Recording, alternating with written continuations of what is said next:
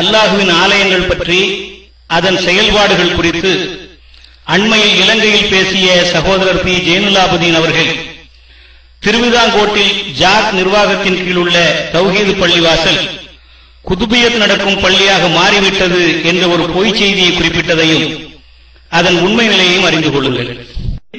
நாங்கள் உருவாக்கின அமைப்பு ஜாக் என்ற அமைப்பு, ஜமியத் அஹ்லுல் குர்ஆன் வல் ஹதீஸ் என்ற அமைப்பு, அதை உருவாக்கி இதைத்தான் தலைவராக போட்டார்கள். எனக்கு தலைவர் பொறுப்புலாம் வேணான்னு ஒரு சகோதரத்தை கொடுத்தோம். அவர் மதீனாவில் படிச்சவராக இருந்து விட்டார்.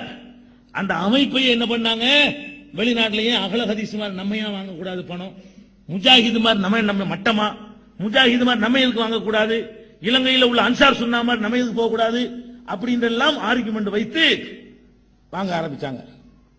என்ன கதி, வாங்க ஆரம்பிச்சா என்ன, இன்னைக்கு பள்ளிவாச கட்டுறதுக்கு இறந்துட்டு அலைகிறாங்க. ஒரே அலைச்சல். என்ன அலைச்சல், 3 பேர் பைய தூக்கிறது. உங்க ஊர்ல பள்ளிவாசம் வேணுமா, உங்க ஊருக்கு பள்ளிவாசம் வேணுமா, உங்க ஊருக்கு பள்ளிவாசம் வேணுமா, ஏன் ஃபாயிதா பள்ளிவாசம் கட்டுறதுக்கு, பள்ளிவாசம் ஊர்ல இருக்குதே, பள்ளிவாசம் கட்டி கொடுத்தா ஃபாயிதா கிடைக்குது. அங்க ஃபாயிதா இல்ல, அந்த ஃபாயிதா இல்ல, இந்த ஃபாயிதாவை சொல்றேன். அப்ப இந்த மாதிரி இருக்கிறதுனால பள்ளிவாசம் கட்டணுமா? அதே மாதிரி திருவிதாங்கோடு பள்ளிவாசல் நம்ம கமாலுதீன் மதனி சாஹிப் அவர்களுடைய ரெக்கமெண்ட்ல பணம் வாங்கி கட்டப்பட்ட பள்ளிவாசல். அதுல குத்துபியத்து நடக்கிறது. குத்துபியத்து தெரியுமா, இருட்டில் லைட் அணைச்சுக்கிட்டு யா முஹியுத்தீன் அப்துல் கார் ஜிலானி 1000 தடவை திக்ர் செய்யறது. தௌஹீத் பள்ளிங்க, தௌஹீதுடைய தலைவர் இருக்காரு, அவர் ரெக்கமெண்ட்ல வாங்கி கொடுத்த அந்த பள்ளியுடைய அந்த பள்ளி இப்ப எதுக்கு பயன்படுது? அப்ப நீங்கள் எதுக்கு முக்கியத்துவம் கொடுக்குறீங்க? அது தேவையா இல்லையா என்று கூட நீங்கள் பார்க்கவில்லை. ஒரு கேள்வி கேட்கிறேன், தமிழ்நாட்டில் தௌஹீதுடைய பணிகள் எல்லாம் எப்படி இருக்கிறது, ஏன் நீங்கள் ஒற்றுமையை நீங்கள் நினைக்கக்கூடாதா, ஏன் அதிலிருந்து வெளியே வந்தீர்கள்? பதில் சொல்வதாக என்ன சொல்றாரு தெரியுமா, தமிழ்நாட்டிலே ஜமியத் அஹ்லுல் குர்ஆன் வல் ஹதீஸ் அமைப்பு உண்டு. அந்த அமைப்புடைய நோக்கமே பள்ளி கட்டுவது. தலைவர் பையை தோளிலே பையினுடைய பணத்தை போட்டு ஊராக சென்று பள்ளி வேண்டுமா, பள்ளி வேண்டுமா, பள்ளி வேண்டுமா, பள்ளி வேண்டுமா என்று நடக்கிறார். 1 ரூபாய்க்கு 2 பள்ளி வேண்டுமா, பள்ளி வேண்டுமா, பள்ளி வேண்டுமா என்று நடக்கிறார். கெட்டிய பெட்டி எல்லாம் என்னானது, டிவியில பேசுகிறார், செய்தி ஆதாரம். திருவிதாங்கோட்டிலே கமாலுதீன் மதனி திருவிதாங்கோட்டிலே ஒரு பள்ளி கட்டினார். அந்த பள்ளியில் இன்றைக்கு குத்துபியத் நடக்கிறது. ஆனா பாதிகளை அல்லாஹ்வை பற்றியுள்ள கொஞ்சமாவது பயம் உண்டுமா? திருவிதாங்கோட்டிலே தௌஹீத் பள்ளி உண்டுமா? எங்க போய் பேசுகிறார், சிலோனில போய் பேசுகிறார். அந்த மக்களுக்கு எல்லாம் ஒன்றுமே தெரியாது. இப்பொழுது நான் போனேன் ஒரு 15 தினங்களுக்கு முன்னால். கேட்டார்கள் நேரடியாக. நான் சொன்னேன், பொய் சொல்வதை வாடிக்கையாக கொண்டவனை கூட பதட்டப்பட வேண்டிய அவசியம் இல்லை என்று. எல்லாம் ஆச்சரியப்பட்டார்கள்.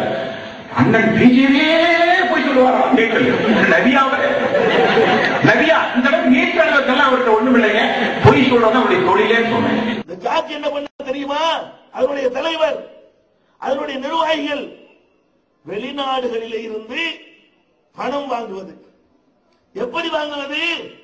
சட்ட விரோதமாக வாங்குவது, ஹவாலாவில் வாங்குவது, உண்டியலில் வாங்குவது. அவர்கள் பேசும்போது சொல்லுகிறார், உளவுத்துறை அதிகாரிகளை குறித்துக் கொள்ளுங்கள், மத்திய துறையினர் ஏதாவது வேறு வேறு பிரிவுகள் அணியினர்கள் வந்தால் நீங்களும் குறித்துக் கொள்ளுங்கள்.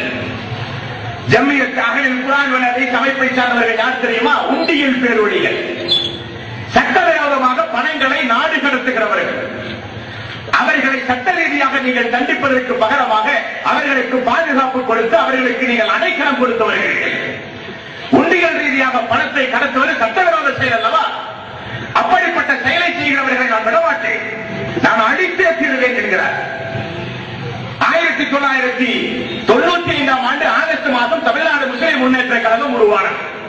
அதிலிருந்து வெளியேறும்போது சொன்னார், நான் அபூ ஜஹலை விட மோசமானவன், இந்த தமிழ்நாடு முஸ்லிம் முன்னேற்ற கழகத்தை அழிக்காமல் விடமாட்டேன் என்றான். அல்லாஹ் அளவுக்கு அதிகமான வளர்ச்சியை கொடுத்தான் என்றார். சொல்லுகிறார், நான் இதுவரை அந்த அமைப்பை வம்புக்கு இழுக்கவே இல்லை, இனிமேல் தான் நான் வம்புக்கே இழுக்க போகிறேன் என்கிறார். அவரே சொல்லி அடுத்த நிமிடமே அந்த கேசட்டை கேட்டு பாருங்கள், 6 கேசட் அந்த அமைப்பை பற்றி நான் பேசியிருக்கிறேன் என்கிறார். முன்னுக்கு பின் முரண்பாடான தகவலை நீங்கள் பார்க்க முடியும். அமைப்பை அழித்தே தீரவே, இவர்கள் எல்லாம் உண்டியல் பேர்வழிகள் என்று பேசுகிறார். அன்பிற்கும் பாசத்திற்கும் உரிய சோழர்களே, இவரிடத்தில் உண்டியல் வழியாக பணம் திரட்டுவது மார்க்க அடிப்படையில் கூடுமா என்ற ஒரு கேள்வி கேட்கப்படுகிறது.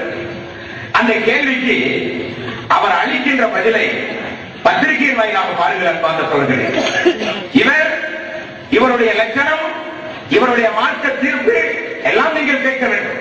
உண்டியல் பேர்வழிகள் அரசு நடவடிக்கை எடுக்க வேண்டும். அயல் நாட்டுடைய பணத்தை அன்அபிஷியலாக கொண்டு வந்து சட்டத்திற்கு புறம்பான காரியங்களை செய்கிறவர்கள் இவர்கள் என்று நம்மை இனங்காட்டுகிறார்கள். உண்டியல் நடத்த ஆதாரம் உண்டா? இந்த புத்தகங்களை நீங்கள் வாங்கி படிக்க வேண்டும் சொல்கிறேன். பிரச்சனைகளும் தீர்வுகளும் என்ற ஒரு புத்தகம், ஆசிரியர் பி. ஜெயினுல் ஆபதீன், அதனுடைய 37வது பக்கம். இந்த பக்கத்தில் உண்டியல் என்ற ஒரு தலைப்பு. இந்த தலைப்பில் ஒரு கேள்வி: இஸ்லாமிய பொருளாதாரத்தின் பொருட்களின் விலையை ஆட்சியாளர்கள் நிர்ணயிக்கவோ ஒரு இடத்திலிருந்து இன்னொரு இடத்திற்கு பணத்தை உண்டியல் மூலம் கொண்டு செல்லவோ அனுமதி உண்டா? கேள்வி 37 பக்கத்தில் இருக்கிற கேள்வி. பதில் சொல்கிறார், ஒரு நபிமொழியை முன்வைத்து அந்த நபிமொழிக்கு பிறகு அவர் சொல்ல வருகிற செய்தி: ஒருவர் அயல் நாட்டில் திரட்டிய செல்வத்தை தான் விரும்புகின்ற வழிகளில் தனது தாயகம் கொண்டு செல்ல அனுமதிக்கப்பட வேண்டும். அது நியாயமானது. உண்டியல் வழியாக பணம் வருவது நியாயமானது. ஆட்சியில், இஸ்லாமிய ஆட்சியில் இப்படித்தான் நடக்க வேண்டும். அப்படி நடக்க இஸ்லாமிய ஆட்சி உபகாரம் செய்ய வேண்டும். இது இஸ்லாமிய ஆட்சி இல்லாத நாடுகளில் உண்டியல் வழியாக பணம் வந்தாலோ அதற்கு ஒரு மாற்று ஏற்பாடு சொல்கிறார். அதற்கு ஒரு தடை வந்தால் அந்த தடையை நீக்குவதற்கு நாம் ஒவ்வொருவரும் போராட வேண்டும். உண்டியல் வழியாக பணம் வருவதை ஒரு நாட்டு அரசு தடை செய்தால் நாம் ஒவ்வொருவரும் அதற்கு எதிராக போராட வேண்டும். பிரச்சனைகளும் தீர்வுகளும் என்கிற ஒரு பத்திரிகையில் உண்டியல் வழி பணம் வருவது ஹலால். அவர் மக்களுக்கு வழங்கிய தீர்ப்பு. அதாவது வின் டிவியில் ஒரு கீழக்கரையை சார்ந்த ஒரு சகோதரி பேசுகிறார். எனது கணவன் துபாயிலே இருக்கிறார். உண்டியல் வழியாகத்தான் பணம் அனுப்புகிறார். டிடி எடுத்து அனுப்புவதாக இருந்தால் கமிஷன் பிடிக்கிறார்கள். தாமதமாக வந்து சேருகிறது. செலவு தொகைக்கு கஷ்டமாக இருக்கிறது. என்ன செய்ய? வின் டிவியில் 2 நபர்கள், அதில் ஒன்று பி. ஜெயினுல் ஆபதீன், இருவரும் அமர்ந்து கொடுத்த வாக்குமூலம். வின் டிவியில் என்ன? வின் டிவியில் கொடுத்த வாக்குமூலம்: உண்டியல் மூலம் பணம் அனுப்பப்படுவது சட்டவிரோத செயலாக இந்திய திருநாட்டில் கருதப்பட்டாலும் இஸ்லாமிய அடிப்படையில் அது குற்றமான காரியம் அல்ல. இது இவர்கள் தடுக்கிறார்களே, இவர்களை நம்பி டிடி ஒப்படைக்க முடியுமா? யாரை நம்பி? இந்த நாட்டை நம்பி டிடி ஒப்படைக்க முடியுமா? ஒப்படைத்தால் முறையாக வந்து சேருமா? உண்டியலானால் நாளைக்கு நீங்க அங்கே கொடுத்தா 1 மணி நேரத்தில் நீங்கள் வாங்கலாமே. உண்டியல் தான் உங்களுக்கு சிறந்தது. வின் டிவியில் கொடுக்கப்படுகிற பத்துவா